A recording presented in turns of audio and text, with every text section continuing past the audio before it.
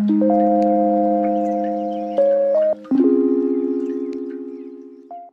friends, welcome to my YouTube channel. This is my first attempt on uploading YouTube content and creating YouTube videos. So for today, we're gonna start chill lang. I'm gonna do an everyday makeup look. And feel na feel ko ang aking hair today. It's so soft. I think it's because of the product I used today. Nagpalit ako ng shampoo and ng conditioner, and I also used a hair treatment mask na hindi mo kailangan stay na matagal sa hair mo. Sorry guys if naririnig niyo yung electric fan. Nandito ako sa my window, tapos tinapat ko na lang yung electric fan sa akin para natural lighting, kasi I think mas okay kapag natural lighting. And this is my bare face. For my moisturizer and sunscreen, I'm gonna use this one from Fairy Skin. So this is a new one kasi naubos ko na yung isa. Super affordable, really works for me. And also do the 2-finger method in here. So simple lang yung makeup guys, as usual. Kung nanonood kayo ng mga TikTok videos ko, super simple lang lagi ng mga makeup look na nagawa ko. I think mas bagay siya sa facial features ko. This sunscreen is really moisturizing and hindi siya nagbibigay ng white cast. Para siyang water-based na sunscreen. It will give you that healthy glow. For a local brand, this is really a good product. Next, I'm gonna color correct. I'm gonna use the Get Ready With Me color corrector. Ito pa yung old formula nila. On days na nagmamadali ako guys, I don't usually color correct. Talagay na rin ako ng light beige corrector from the SEM naman to. Affordable lang siya. Then, let's just blend. The brush I'm using is from OVW. Ganda ng brush na to guys kasi it's slanted and parang fluffy siya. So, okay siya pang blend ng concealer. Under eye. Cancel yung grayish tone ng aking under eye. Let's add a bit more in here. And then, for the green corrector, same brush lang din ang aking gagamitin. For my base, I'm gonna use this Arcadia Beauty Tone Up Cushion. Ngayon pa lang ako nakatry ng product na ganito yung finish, so I can compare it with anything kasi maganda talaga yung finish niya. Poreless yung skin ko pag ito yung gamit ko. It has skincare benefits. Ayan siya guys. Maganda talaga yung finish nito. I hope you can see it in actual. Swear guys, ang ganda ng cushion na to. Gives you a healthy glow. Ayan siya sa camera. On actual, it looks so much better. So this is half of my face with the cushion. Ito yung wala. And napantay niya yung color ng skin ko, diba? And the shade matches actually nice on my skin. I have light skin tone. Give it a try, guys. I really like it. Parang super healthy ng skin ko pag ito gamit ko talaga. Up close, guys. Ayan siya. Mas maganda yung quality ng videos here sa YouTube. So, makikita nyo talaga yung texture sa skin, yung skin condition, yung finish ng mga makeup. I'm gonna contour a little lang para hindi masyadong flat yung face natin. I'm going to use the Get Ready With Me contour stick. So, lagay lang ako ng konti dito, here, and on my nose. I'm gonna use this brush from OVW. Then, halos lahat ng brushes na ginagamit ko, guys, are from OVW. Munti ko na sabihin OFW. So, I'm just blending the contour here. Dati parang na-intimidate ako mag-bronzer. But now, I wanna try bronzer din. Para hindi masyadong flat. Tignan yung mukha. Ganun. Ayoko nang tumayo para kumuha ng blending brush for my nose contour. So, I'm just gonna use my finger. Kumuha na ako ng brush. Huwag niyo ko gagayahin, guys. Kasi baka masira yung inyong base kapag gumamit kayo ng finger. Blend mo lang siya. Pa outwards din para hindi siya masyadong harsh tignan. My blush, I'm gonna use my favorite in the shade Tickle Pink. I'm just gonna put it here. Okay, konti lang kasi I'm gonna use powder blush pa.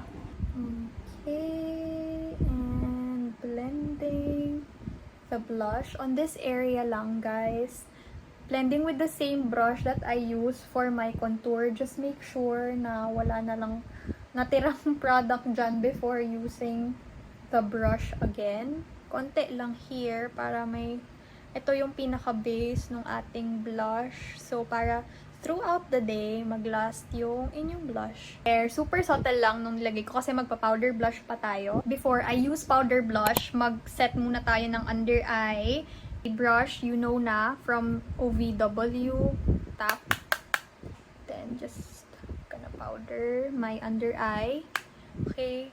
Para hindi mag-crease yung ating concealer and also on the areas where I oil up, which is on my nose area. Sabi nila, dupe to ng Charlotte Tilbury, but meron ako nung Charlotte. It's kind of similar.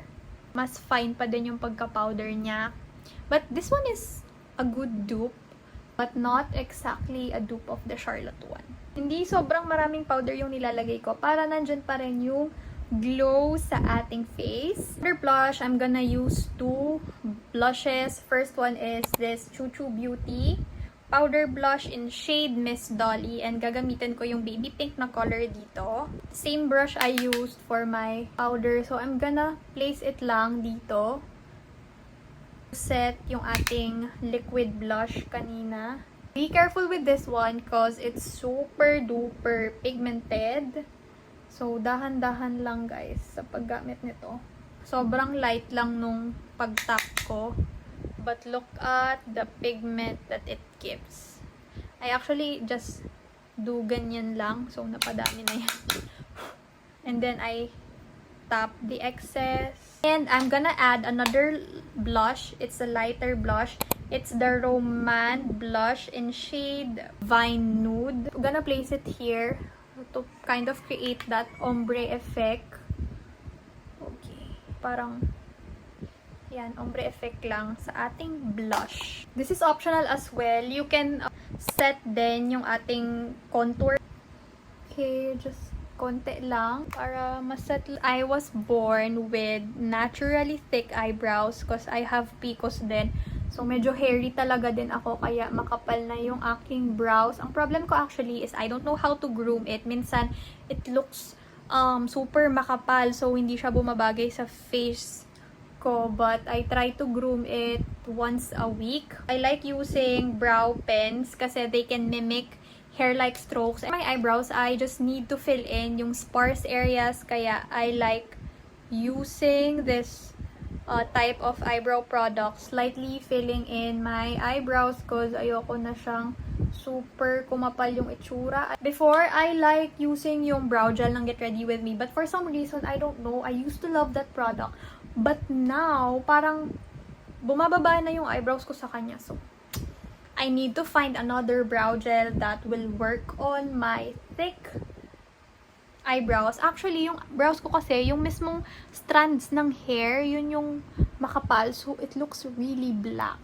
Let's move on to another important part of the makeup, the eyes. Kung gusto mo maging blooming ka talaga yung itsura mo, you have to use mascaras para mag-open yung eyes. Alam mo yun, parang sparkly yung eyes mo. Nakaka-blooming talaga tignan kapag naka-open yung eyes. Hindi tayo ng konting contour powder para naman may color siya ng konti. I'm using this crusty brush. Pasensya na guys, ang pangit niya na, but I still like using it because it's super fluffy. I like using it on my eyes.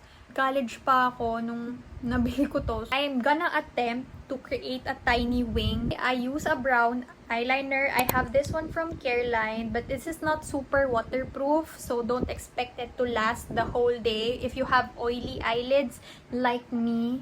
Because this tends to fade throughout the day sa akin. Ayaw nyo na masyadong matapang nadating. Kapag naka-eyeliner kayo guys, try using brown eyeliners. Hindi ako ganun karunong mag-eyeliner guys. So, bear with me. Ganyan lang kaliit na wing. So, maraming affordable na mascara dyan. The most affordable mascara that I know that really works is the one from OVW. That's really nice. For my mascara, I'm gonna use this Maybelline Sky High mascara. Maganda rin tong mascara na to guys. It doesn't clump my lashes that much. So, ayoko kasi yung parang clump yung itsura nung aking eyelashes. Alam mo yun, parang ilang piraso na lang yung lashes ko, tapos magdidikit-dikit pa siya. So, pwede kayong second coat pa. Usually do that din. Diba? Iba yung nagagawa talaga ng mascara. It opens your eyes and yung bottom lashes.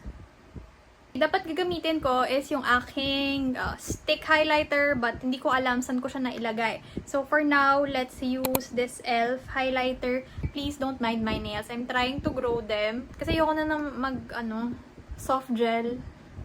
So I'm trying to grow them to have those cherry red nails for Christmas. And this is optional lang, guys. I don't use highlighter on a daily basis. But for this video, for that glowy everyday look, we're gonna use one. The tip of my nose. Also here. For my lips, I'm gonna use my trusted Roman Juicy Lasting Tint in the shade Bear Grape. So this is like the perfect pink. And kahit anong skin tone mo, babagay sa'yo itong color na to. So, super pretty. This is actually a cult favorite kasi ayun nga, kahit anong skin tone mo, babagay sa'yo itong pink lip tint na to. And don't expect this lip tint to be that long-lasting kasi glossy tint siya. It will leave a stain, but hindi siya super makulay na stain kasi nga ganyan lang yung kulay niya. Glossy na yung finish niya, but you can add pa gloss kung gusto nyo. This is the final look. This is how I would do my everyday makeup. This can actually pass as a school makeup as well. So, ayan. It's just pink because I love pink. If hindi halata, I love pink. I hope you like my everyday makeup. Thank you guys for watching my first video again here on YouTube after how many years? If you have any suggestions on what videos I should do next, you can comment down below, and everything that I used in this video, I'm gonna link them on my description box. Okay lang guys, bye! See you on my next one.